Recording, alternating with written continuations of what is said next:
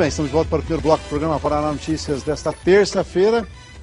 Hoje eu vou falar com o doutor João Adolfo, aqui, o economista, vamos falar sobre essa questão financeira. E já para entrar no assunto, vamos trazer uma matéria que o gás de cozinha subiu muito, hein? O gás de cozinha faz parte da lista de produtos essenciais e está em 95% dos lares brasileiros. A saída que o Jorge encontrou foi pesquisar. Nós estamos aqui, se for mais para frente, mais caro. Se for mais para o fundo, mais lá para a periferia, você vai pagar bem, você vai pagar uma diferença de R$10 ou até mais. E ele nunca custou tão caro. O preço do botijão de 13 quilos na última semana chegou a R$ 105 em algumas regiões do país. Em 2020, a alta foi de 9,2%. Em janeiro, a Petrobras anunciou mais um reajuste, 6%. Desde 2019, o botijão de gás acompanha o valor do petróleo no mercado internacional e o dólar. A disparada lá impacta direto aqui. A política da Petrobras é o primeiro passo para a formação do preço do produto final. Mas não é o único. Essa cadeia, a distribuição e a revenda também influenciam. E quanto menor a concorrência, pior para o consumidor final. Na produção, o preço é tabelado e representa aproximadamente 42% do valor do botijão. 18% são impostos, cerca de 15% é distribuição e 25% é revenda. Depois de sair das refinarias, o gás vai para as distribuidoras. 5 empresas desse setor, ela concentra pouco mais de 90% do mercado, do market share, né, da participação no mercado. E se a gente colocar uma sexta, aí pula para 97%. Amanhã você vai ver como mudanças no mercado de gás natural no país e a discussão do novo marco regulatório do setor podem influenciar nos preços. É o seguinte, rapaz, tudo sobra para o consumidor. Sobe o dólar, sobra para a gente. Tudo sobra para a gente. Eu não sei o que está acontecendo nesse país. O doutor João vai falar, está aqui já. Bom dia, doutor. Bom dia, Carlos. Doutor, esse preço do gás de cozinha impacta diretamente na nossa economia, né? Com certeza. Não só o gás de cozinha, mas tudo que deriva do petróleo. A gente sabe que o dólar aumentou muito e não cede. Está na casa dos 5,30. O barril do petróleo, que durante o ápice da crise, aí, por conta da pandemia, caiu para $19 e agora já voltou para os $60. A verdade, Carlos, é que está até um pouco defasado. Vai ter que vir mais aumento aí para corrigir. Tem muita gente dentro desse mercado reclamando, questionando essa política de precificação. Se fosse acompanhar, ela teria que estar mais cara do que antes da pandemia. Ô doutor, mas sim, é muito imposto, doutor. Essa carga tributária tem que ir mesmo para o consumidor, na tua opinião? Tem diferente. É que já é um produto brasileiro, né? O Brasil já ganha dinheiro com isso, ou não? Ganha, sim. Inclusive, alguma coisa até faz a exportação. Só que, como se trata de uma commodity internacional, é a mesma coisa que a soja ou o milho. Se eu tenho a oportunidade de vender mais caro lá fora, no exterior, eu não vou vender mais barato, que cada um defende o seu, né? No individualismo. Então, realmente, a questão da tributação poderia ser reformatada, mas nesse momento aí que passamos por 2020, parece que toda a agenda do governo ficou parada nesse sentido. Estava por vir reforma tributária e simplesmente não deu mais nenhum passo adiante. Doutor, o senhor usa óculos, não? Eu uso só de vez em quando. Rapaz, eu para perto tem mais jeito, não. Eu vou falar para você. Já fui na ótica comercial? É bom, Se eu não me engano, fiz o meu óculos lá. É na Avenida Brasil? É a mais barata do Brasil. Se o senhor tiver que comprar óculos com qualidade, vai na ótica comercial, que é bom demais, né? Doutor, hoje nós vamos falar do que aqui, doutor? É que todo início de ano, Carlos, vem aquela situação do pagamento do IPVA. Inclusive, a primeira parcela ontem, no dia 18, né? Mas ainda existe a possibilidade de você quitar antecipadamente com um desconto. E tem também o IPTU. Então, eu queria trazer Nós temos as telas aqui, né? Vamos botar a primeira tela aqui para o doutor comentar? A primeira questão é que a poupança, ela é um reflexo da taxa Selic, que está em 2% ao ano. Então, ela efetivamente fica 1,4%. E quando você converte isso em taxa mensal, dá 0,12%. Vamos fazer um exemplo. Se você deixa R$1.000 aplicado ao longo de 10 meses, ele vira R$1.011,62, ou seja, não está rendendo praticamente nada. Ou então fazer 10 depósitos de 100, Quer dizer, eu vou aportando mês a mês, no final eu terei R$ 1.005,22. Então, esse é um primeiro parâmetro que a gente tem que fazer. Doutor, por que na nossa economia é assim? Eu vou pôr o dinheiro no banco, prestar para o banco, quando eu ponho o dinheiro lá, eu estou emprestando para o banco gastar meu dinheiro. Não é mais ou menos isso, né? Você é um credor, né? Um credor do banco. Eles pagam só isso. E quando a gente cai no cheque especial, no limite de cheque especial, já cai para 7% ao mês. Eles podem hoje tabelar ali até 8%, na verdade, né? Taxar. Aqui existe o custo de spread, né? Essa questão aí tem alguns componentes em... É que também tem a questão do cara não pagar a Sim, conta. a inadimplência é muito alta. Então, quando você vê numa situação de dificuldade econômica, as pessoas acabaram ficando desempregadas e tal. Então, no Brasil, historicamente, sempre tem esse fator aí, inadimplência, pesa muito. Tem um amigo meu que, uma pessoa que vê o programa, me pediu para perguntar para o senhor. Ele teve problema e se endividou. Ele já tentou todos os acordos com o banco, no cheque especial e também no cartão de crédito. O que fazer, doutor? A pessoa física, ela tem que buscar uma renegociação. Primeiro, conversando diretamente com o teu credor, para quem você está devendo. Liga no banco, chega no gerente. Eles costumam passar uma proposta um pouco indecorosa, né? A taxa que eles oferecem é ainda meio salgada. O correto era buscar um profissional, né? Um advogado que faça um recálculo e intermedie para você. Mas é claro, a pessoa já está em dificuldade financeira, ela não tem condição de pagar um advogado, procure o PROCON. Né? Eles vão fazer essa ligação, olha, eu estou aqui com uma pessoa, está falando que se sentiu injustiçada na forma como foi tratado uma dívida que está em aberto. É uma possibilidade, é você recorrer. O seu Paulo, ele também tem outro problema. No mesmo banco, ele deve para a Caixa. Ele deve cartão de crédito, ele paga a prestação da casa própria. Uma conta não tem nada a ver com a outra, né, doutor? Como assim? Ele deve numa instituição e na outra? Ele deve na Caixa Econômica.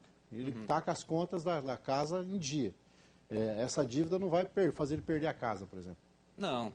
Um contrato ali, no caso, não se conversa, não comunica com o outro. O que pode acontecer é o seguinte: poxa, eu sou um cliente da Caixa Econômica, sempre paguei em dia minhas parcelas do financiamento habitacional, mas eu estou devendo lá para um outro banco qualquer. E ali estourou meu cartão, eu acabei não pagando, fui para o Serasa.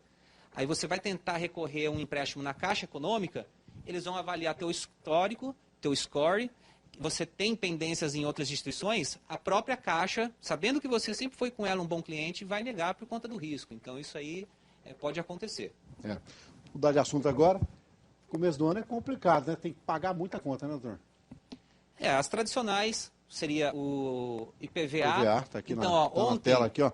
Final de placa 1 e 2, ontem já poderia ter pago com um desconto de 3%. Muito 1 e pouco. 2 tem que pagar R$ 512.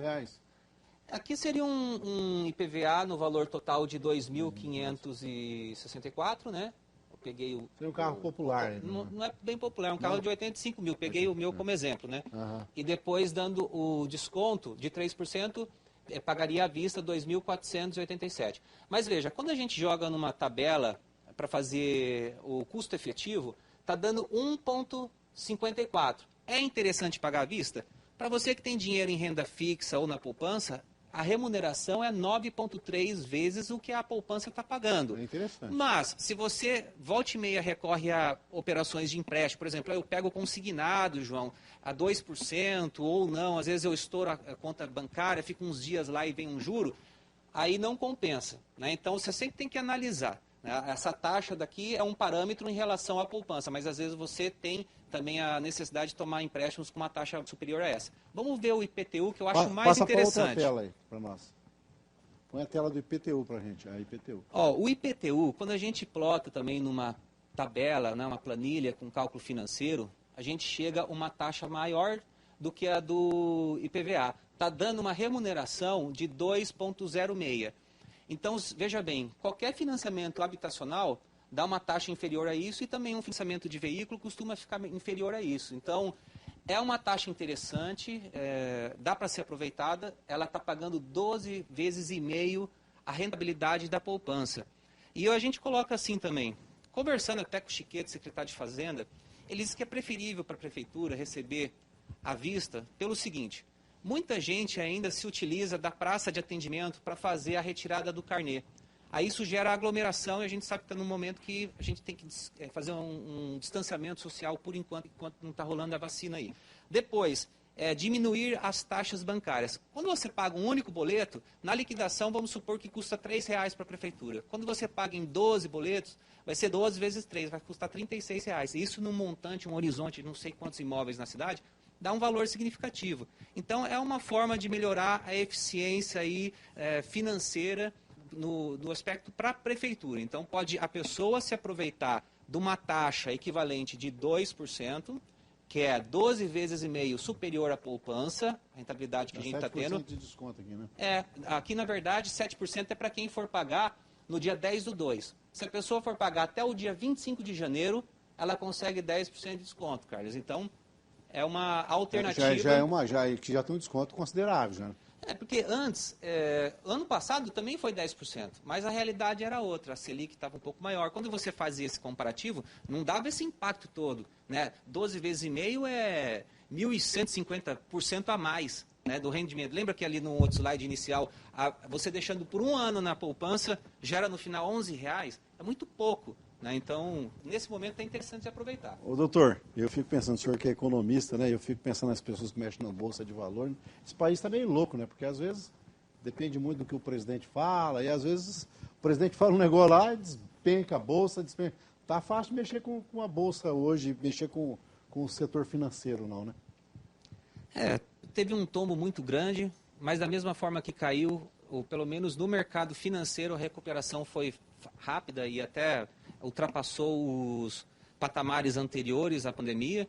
Não sei se isso vai perdurar por muito mais tempo, porque de certa forma existe uma maneira de você fazer a análise do preço das ações e eu acho que já começam a ficar um pouco caras, sabe, Carlos? Então é bom ter um pouco de receio, porque daqui para frente o que pode acontecer com um país que está muito endividado, agora encerrando o benefício concedido pelo governo e tal, assistencial, de repente isso deu uma freada na nossa economia, não seja tão rápida a recuperação da economia real. Como o senhor está vendo o nosso presidente, esse modo dele de tratar, por exemplo, a Ford indo embora, não é só a Ford, tem algumas outras empresas indo embora, o impacto financeiro que isso vai causar para a nossa população? Carlos, eu não escondo de ninguém que eu votei no Bolsonaro, tive muita esperança em relação a ele. Achei que daquele comportamento que tinha um pouco mais agressivo, ele iria mudar, ficar um pouco mais polido e sendo assessorado pela equipe.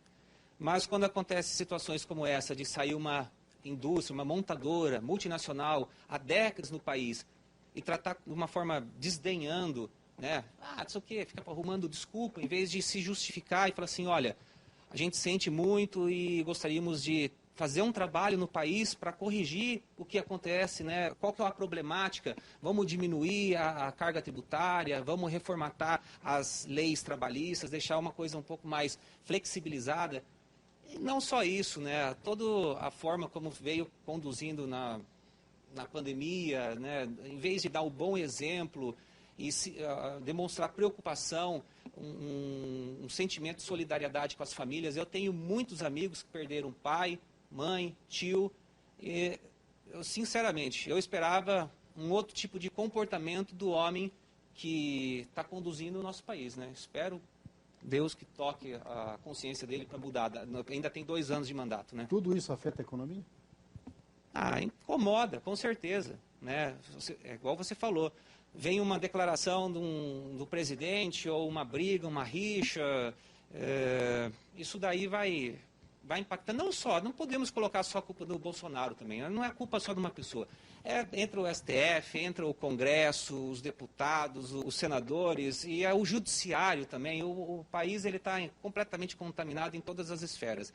Então, eu também não quero crucificar só o Bolsonaro, mas a gente tinha que, mais do que nunca, ter um pouco mais de consciência do que fazer daqui para frente, porque realmente o país, Carlos, ele em 6 anos, de 2014 para 2019, já tinha acumulado um déficit de 600 bilhões e estava sendo muito mal visto no mercado financeiro, internacional e coisa e tal.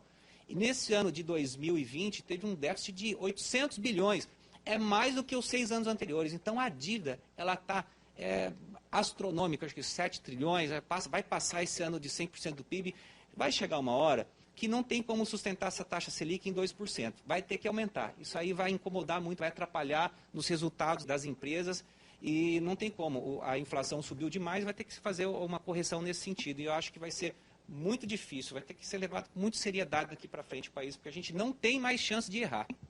Tempo de diminuir a máquina pública. Eu estou na campanha aí. Não sei para que tem. Não estou falando mal da pessoa do vice. Mas o vice só é acionado se o prefeito, ou o vice-governador, ou o governador, ou o presidente tiver um problema. Por que não o presidente da Câmara assumir? Já dá uma economia. Por que não reduzir o tanto de deputado federal? Por que não reduzir o tanto de senador, tanto de deputado estadual, de vereador? A máquina tem que ser reduzida, senão nós vamos quebrar. Tem empresas estatais que são ineficientes, geram prejuízo e têm que ser socorridas pela União. Enfim, todo o sistema, o recurso concentrando tudo na União para depois fazer esse repasse. Existem estados e cidades que são bem administradas. Maringá é um caso, Paraná. Se for ver o desemprego aqui, 10%, Santa Catarina, 6%. Agora, existem outros estados, como Rio de Janeiro, Bahia, está com desemprego de 20%. Então, nós somos vários países dentro do mesmo. E alguns a gente vê que está um pouco mais desleixado, né? Historicamente, Rio de Janeiro está louco, né? A vergonha. Totalmente descontrolado. Ganhei um presente do doutor aqui, ó. Ó, módulos. Opa! Módulos empresarial. Aliás, o doutor está assessorando uma questão lá de Paissandu, né? Para levar. Como que é lá, doutor? Existe um ramo que não vou falar que é tão recente, mas ele vem numa crescente, que é o mercado digital. Aqueles que vendem infoproduto, e-book, também encapsulados, fazem dropshipping. E existem pontos ainda em como se tratar a questão administrativa, tributária, contábil, e a gente precisava de um apoio de um município que acolhesse essas empresas, porque elas são assim um pouco no estágio inicial. Não tem uma lei que regulamenta elas ainda, né? A gente trata como agenciamento de negócios, mas poderia ter algo evoluir, né, pela questão da inovação. São novos tipos de negócio que têm surgido no mercado, principalmente agora com o novo normal, que é feito tudo à distância pela internet. Então a gente tinha que dar atenção especial, porque é um setor que vem dando certo. Doutor, obrigado, viu? Tá joia, cara. Sempre à disposição.